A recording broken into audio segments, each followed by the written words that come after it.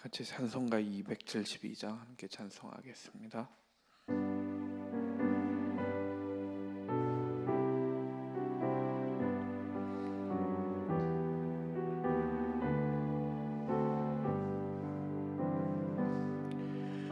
고통의 멍에 벗으려고 예수께로 나갑니다. 자유와 기쁨 베푸시는 주께로 갑니다.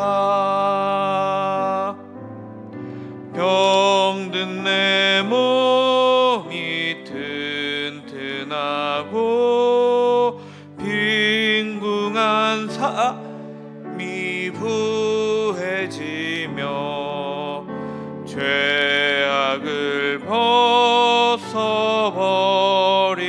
벗어버리려고 주께로 갑니다.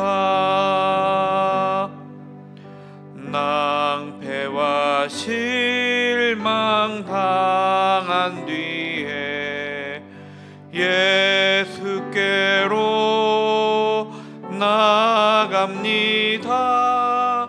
십자가 은혜 받으려고 주께로 갑니다. 슬프던 마음 위로받고 이 생의 풍파 잔잔하며 영광의 찬송 부르려고 주께로 갑니다. 교만한 마음을 보내버리고 예수께로 나갑니다. 복되신 말씀 따르려고 주께로 갑니다. 실망한 몸의 힘을 얻고 예수의 크신 사랑받아 하늘의 기쁨 맛보려고 주께로 갑니다. 죽음의 길을 벗어나서 예수께로 나갑니다. 영원한 집을 바라보고 주께로 갑니다. 멸망의 포구에 나와 평화의 나라 다다라서 영광의 주를 배우려고 주께로 갑니다.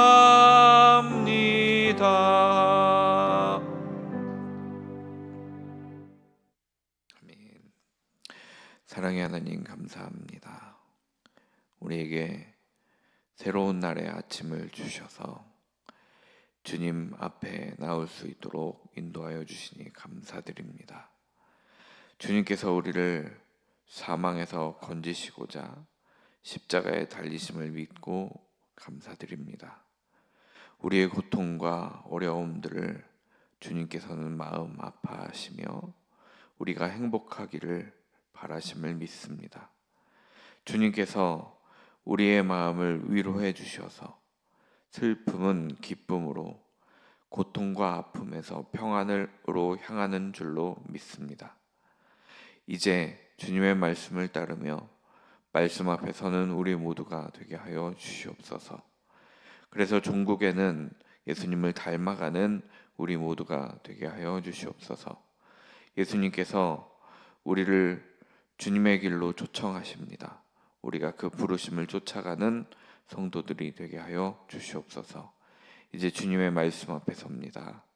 하나님의 말씀에 인간의 목소리가 섞이지 않게 하시고 우리에게 들려지는 모든 소리가 하나님의 소리 되게 하여 주시옵소서. 예수 그리스도의 이름으로 기도드렸습니다. 아멘. 오늘 저에게 허락하신 말씀은 잠언 6장 1절부터 19절까지 말씀입니다. 잠언 6장 1절부터 19절까지 말씀입니다. 함께 읽겠습니다. 내 아들아, 내가 만일 이웃을 위하여 담보하며 타인을 위하여 보증하였으면 내 입의 말로 내가 얽혔으며 내 입의 말로 인하여 잡히게 되었느니라. 내 아들아, 내가 내 이웃의 손에 빠졌은즉 이같이 하라. 너는 곧 가서 겸손히 내 이웃에게 간구하여 스스로 구원하되 내 눈을 잠들게 하지 말며 눈꺼풀을 감기게 하지 말고 노루가 사냥꾼의 손에서 벗어나는 것 같이 새가 그물 치는 자의 손에서 벗어나는 것 같이 스스로 구원하라. 게으른 자여, 개미에게 가서 그가 하는 것을 보고 지혜를 얻으라. 개미는 두령도 없고 감독자도 없고 통치자도 없으되 먹을 것을 여름 동안에 예비하며 추수 때에 양식을 모으느니라. 게으른 자여, 내가 어느 때까지 누워 있겠느냐? 내가 어느 때에 잠이 깨어 일어나겠느냐? 좀 더 자자, 좀 더 졸자, 손을 모으고 좀 더 누워 있자 하면 내 빈궁이 강도같이 오며 내 곰핍이 군사같이 이르리라. 불량하고 악한 자는 구부러진 말을 하고 다니며 눈짓을 하며 발로 뜻을 보이며 손가락질을 하며 그의 마음에 패역을 품으며 항상 악을 꾀하는 다툼을 일으키는 자라. 그러므로 그의 재앙이 갑자기 내려 당장에 멸망하여 살릴 길이 없으리라. 여호와께서 미워하시는 것 곧 그의 마음에 싫어하시는 것이 17가지니 곧 교만한 눈과 거짓된 혀와 무죄한 자의 피를 흘리는 손과 악한 개교를 꾀하는 마음과 빨리 악으로 달려가는 발과 거짓을 말하는 망령된 증인과 및 형제 사이를 이간하는 자이니라. 아멘. 잠언 말씀은 지혜의 말씀들입니다. 읽다 보면 참 부끄러운 말씀들도 있습니다. 왜냐하면 제가 그렇게 살지 못하기 때문입니다. 말씀을 통해서 자신을 들여다볼 수 있는 지혜의 말씀이기 때문에 아마 더욱 그럴 겁니다. 지혜의 말씀이기에 삶을 살아가면서 어떤 길이 더 지혜로운 길인지, 그리고 하나님을 경외하는 길이 어디인가에 대해서 말씀이 가득 들어차 있습니다. 잠언의 말씀을 보면서 좀 더 지혜로운 삶을 사는 저와 여러분이 되었으면 좋겠습니다. 좀 평이한 일반적인 지혜의 말씀들 같을지라도 그 안에 하나님의 지혜가 있을 줄로 믿습니다. 그래서 그 지혜의 길로 가는 저와 여러분이 되기를 간절히 소망합니다. 1절 말씀을 보면 담보를 서고 또 보증을 서는 것에 대한 말씀이 나옵니다. 제가 어렸을 적에만 해도 누군가의 보증을 서는 것에 대해서 어른들이 매우 주의를 많이 주셨습니다. 보증을 서는 것은 아시겠지만 돈을 빌리는 사람이 잘 갚을 수 있는 사람임을 보증해 주는 것이죠. 그래서 혹 돈을 빌린 사람이 차마 갚지 못했을 때, 혹은 빚을 감당하지 못하고 도망쳤을 때 그 책임이 보증을 선 사람에게로 가는 겁니다. 이 담보와 보증의 제도는 역사적으로 매우 오래되었는데, 오늘 1절 말씀에서도 이웃을 위하여 담보하며 타인을 위하여 보증하였으면이라는 말씀에, 그 담보와 보증이 우리가 익히 알고 있는 그 담보와 보증이라는 것입니다. 담보와 보증이 법적으로 잘못되진 않았으나 그것에 대해서 주의를 주기 위해서 말씀을 시작하고 있습니다. 담보하다라는 단어는 아라브라는 단어인데요, 담보물을 주다라는 뜻을 가지고 있습니다. 그러니까 이웃의 빚 대신에 자신이 담보물이 되어주는 겁니다. 또 보증하다라는 단어, 타카라는 단어는 손을 친다라는 의미가 있습니다. 그래서 하이파이브를 하는 것처럼 서로 손을 치고 약속을 하는 겁니다.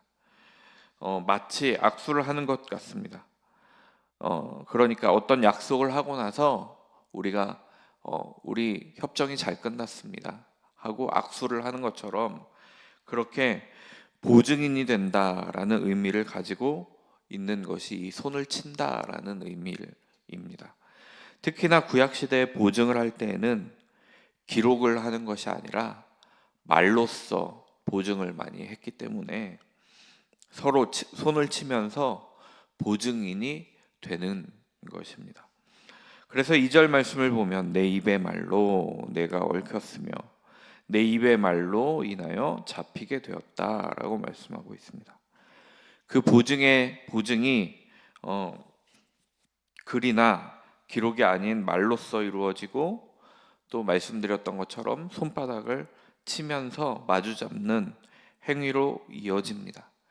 그래서 2절에서는 말을 조심해야 된다고 말씀하고 있는 겁니다. 얽힌다라는 단어는 함정에 빠진다는 단어입니다. 그 보증과 담보로 인해서 함정에 빠지고 올무에 걸리게 되는 겁니다. 얽힌다라는 단어와 평행을 이루는 단어가 바로 잡히다라는 단어인데요, 라카드라는 단어를 썼는데 그냥 잡히는 것이 아니라 포획된다라는 의미를 가지고 있습니다. 그러니까 말로 인해서 올무에 걸리고 포획되어서 지금 생명을 잃을 수 있는 상황에까지 갈 수 있다, 빠질 수 있다라는 것을 말씀하고 있는 것입니다. 그러니 보증을 서고 담보를 하는 것은 매우 조심해야 한다라는 말씀을 하고 있는 겁니다. 3절 말씀에 보면 해석되지 않은 단어가 있습니다. 이 단어가 에포라는 단어인데요, 이 단어는 시간에 대한에서 사용되는 단어입니다. 그래서 그때, 지금이라는 뜻을 가지고 있습니다. 그래서 그러면서 이 사안이 매우 긴박하다라는 것을 말씀하고 있는 겁니다. 그러니까 내 아들아, 네가 이웃의 손에 빠졌다면 그때는 이렇게 해야 한다고 말씀하고 있는 겁니다. 그러니까 1절과 2절과 같은 상황, 이웃의 손에 빠지고 그의 올무에 갇히고 포획되는 상황, 그런 상황이 발생하였다면 그때는 신속하게 이렇게 해야 한다 하고 말씀합니다. 이웃의 손에 빠지는 상황은 자신이 돈을 대신 갚을 수 있는 상황이 아닙니다. 돈을 대신 갚을 수 있었다면 차라리 자신이 빌려주었겠죠. 자신이 종이 되거나 혹은 생명을 잃을 수도 있는 상황을 말씀하고 있는 것입니다. 그러니 아들에게 혹은 아들과 같은 사람에게 잠언서는 지혜의 말씀을 하고 있습니다. 가능하면 보증을 서지 말고 혹 선의로 혹은 또 멋모르고 그렇게 보증을 섰다면 그때에는 신속하게 그 보증의 올가미에서 벗어나야 된다 하고 말씀하고 있는 겁니다. 여기 겸손이라는 하고 번역되어진 단어는 라파스라는 단어입니다. 이 단어는 납작 엎드리는 겁니다. 납작 엎드려서 힘을 다하여 빠져나와야 한다고 말씀하고 있는 겁니다. 마치 석고대죄를 하는 것처럼 납작 엎드려서 최선을 다해서 빠져나와야 함을 말씀하고 있습니다. 4절 말씀을 보시면 그렇게 될 때까지 잠도 자서는 안 된답니다.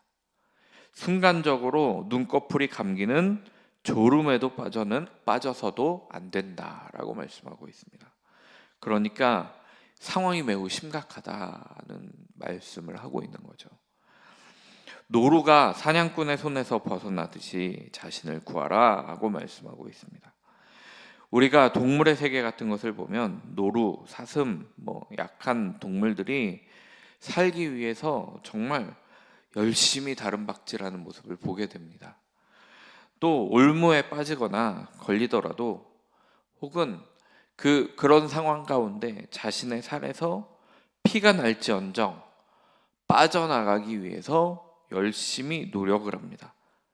그런데 지금 너의 상황이 그런 것이니 그렇게 힘을 다해서 빠져나와야 된다 하고 말씀하고 있는 겁니다.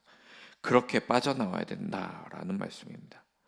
5절까지의 말씀이 이제 담보와 보증에 대해서 하는 말씀이었다면 이제 6절 말씀에서는 게으름에 대해서 말씀하고 있습니다.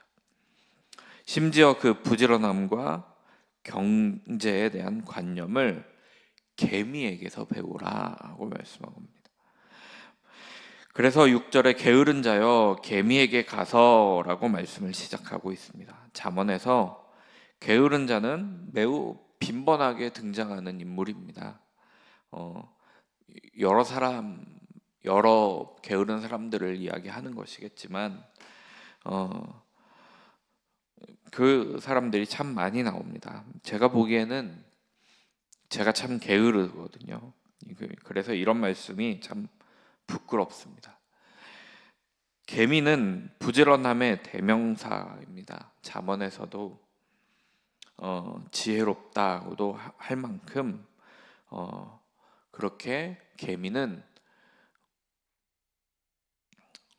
부지런함과 지혜롭다 하는 것의 대명사입니다.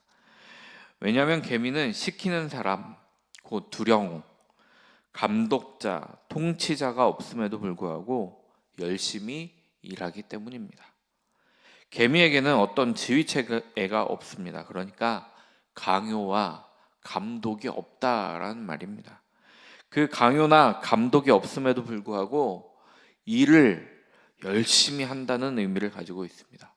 더군다나 개미는 여름에 열심을 다해 일을 합니다. 겨울을 예비하고 준비하기 때문입니다. 여기서 예비하다라는 단어, 쿤이라는 단어를 썼는데요. 준비하고 확실하게 한다 하는 말씀입니다. 그러니까 겨울을 확실하게 준비하고 있는 겁니다.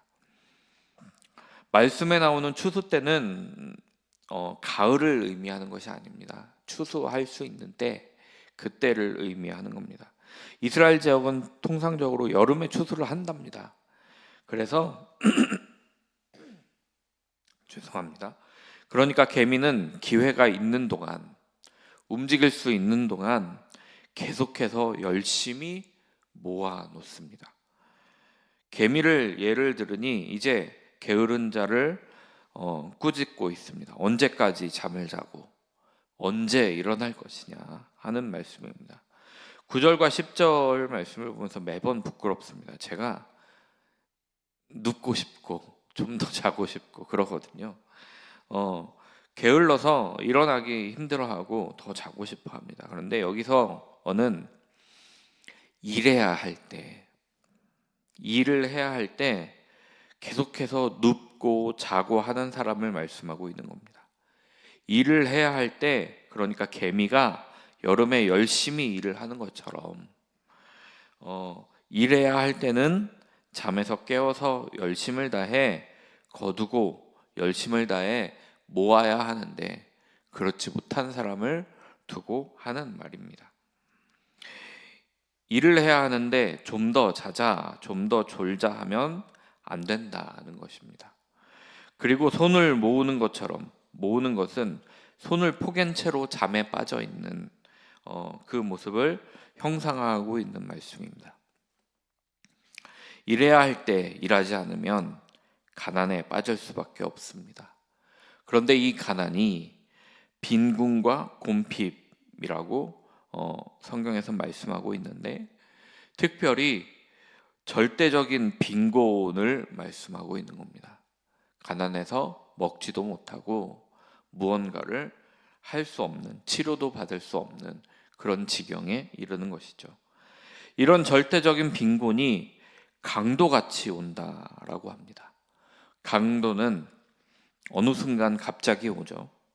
강도가 오는 것을 미리 안다면 확실히 대비를 하겠지만 예측이 불가능합니다. 그리고 강도질을 당하게 되면 치명적인 상처를 입게 됩니다. 그렇게 강도와 마찬가지로 그 절대적인 가난이 온다라는 겁니다. 이 강도처럼 군사같이 또 온다라고 말씀합니다. 군사는 무장을 하고 있는 군대를 말씀하는 거죠. 이 군대가 공격을 하는 것이 예측이 불가능하다는 것이 특징입니다. 지난 주일 우리나라 시간으로는 토요일이었지만 팔레스타인 가자 지구에서 이스라엘로 로켓을 5천여 발을 쐈다고 하죠. 그리고 여러 국지전도 이루어지고 있는데 이렇게 군사 행동을 기밀리에 하기 때문에 이스라엘에서 대비할 수가 없었던 겁니다. 그렇기 때문에 예측이 불가능하다 하고 치명적이다는 말씀을 오늘 잠언에서는 말씀하고 있는 겁니다. 그만큼 갑자기, 그만큼 타격이 큰 가난이 올 것이다 하고 말씀하고 있는 겁니다. 게으른 사람에 대해 말씀한 이후에 이제 잠언은 불량하고 악한 사람에 대해서 말씀합니다.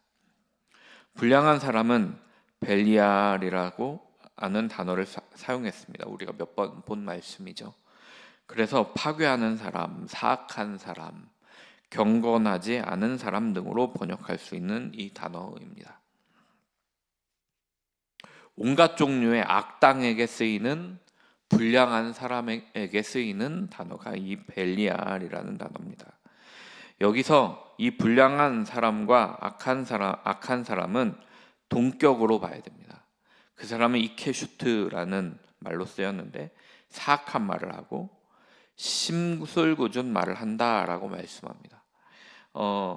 그런데 그 불량자에게서는 말로 끝나지 않습니다. 13절입니다. 눈짓을 하고 발로 뜻을 보이며 손가락질을 한다라고 말씀합니다. 여기서 눈짓을 한다는 의미는 단순히 신호를 주거나 하는 것이 아니라 우리가 누군가를 겁박할 때 눈의 모습을 통해서 겁박하고 폭력을 행사하고 있는 겁니다. 눈짓의 이 짓에 해당하는 카라츠라는 단어는 꼬집고 쥐어짜고 하는 겁니다. 그러니까 눈으로 폭행을 하는 것이죠. 또 발로 뜻을 보인다라고 말씀합니다. 이 뜻을 보인다는 말씀이 무슨 말일까요? 야라라는 단어를 썼는데요. 이 단어는 겨누고 쏘는 겁니다.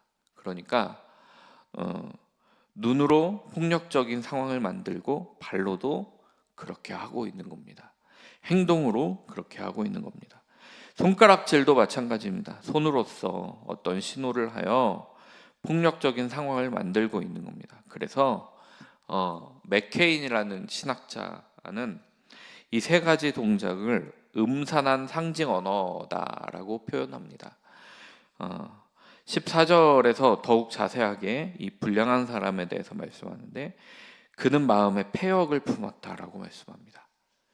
이 불량한 사람이 하는 행동, 그러니까 눈짓, 손짓, 발짓에는 패역한 마음을 품고 있다라는 겁니다. 또 항상 악을 꾀하여 다툼을 일으킨다라고 말씀합니다. 그가 있는 곳에는 서로를 향한 비방이 또 있습니다. 직접 싸움을 할 때도 있지만 다른 사람들을 서로 싸우게 하고 다툼이 일어나게 합니다. 이 불량한 사람은 이간질하며 다툼이 있는 것을 좋아합니다. 그러나 그런 사람들에게도 결국에는 심판이 있습니다. 15절 말씀을 보시면 그러므로 라는 접속사를 사용함으로 인해서 그의 행위가 이런 결과를 만들어 온다라고 말씀하고 있습니다. 재앙이 갑자기 임하는 겁니다. 마치 게으른 사람에게 가난이 갑자기 강도같이 군사같이 오는 것처럼 재앙이 갑자기 오는 겁니다. 그런 의미에서 살펴보면 가난이 강도같이 군사같이 오는 것도 어쩌면 게으른 자에 대한 심판일 수 있겠다라는 생각도 듭니다. 그런데 그는 다른 사람의 도움을 얻지 못하고 패한다라고 말씀합니다. 파괴되고 회파되는데 다른 누구의 어떤 사람의 불량한 사람이기 때문에 어떤 사람도 그를 돕지 않는다라는 말이죠. 16절부터는 이제 하나님께서 싫어하는 몇 가지 죄에 대해서 말씀합니다. 아마도 불량한 사람들이 이런 특징을 가지고 있지 않을까 싶습니다. 미워하시는 것이라고 번역된 이 토에바라는 단어는 구역질라는 것, 혐오하는 것, 가증한 것을 말씀하는 단어입니다. 그런데 원어를 보면 2번 연속해서 사용하고 있습니다. 그래서 2번 연속 사용하면서 굉장히 강조하고 있는 겁니다. 정말 미워하는 것이라는 뜻이겠죠. 또 싫어하다라는 뜻의 단어 사내라는 단어는 증오하고 미워하는 것을 말씀하는 겁니다. 이렇게 토에바 2번과 사내를 사용하면서 하나님께서 매우 싫어하고 미워하고 증오하고 혐오하는 그 죄에 대해서 말씀하고 있는 겁니다. 그러면서 그 죄들이 67가지라고 말씀합니다. 6가지 혹은 7가지가 되는 것이죠. 한글 성경에서는 7가지인 것처럼 보이지만 그 중에 2가지가 사실은 하나일 수도 있고 또 2가지일 수도 있어서 잠언에서는 그렇게 기록하고 있는 것이 아닌가 싶습니다. 잘 보시면 눈, 혀, 손에서 발로 이어져 가면서 사람의 위에서부터 말씀을 기록하고 있습니다.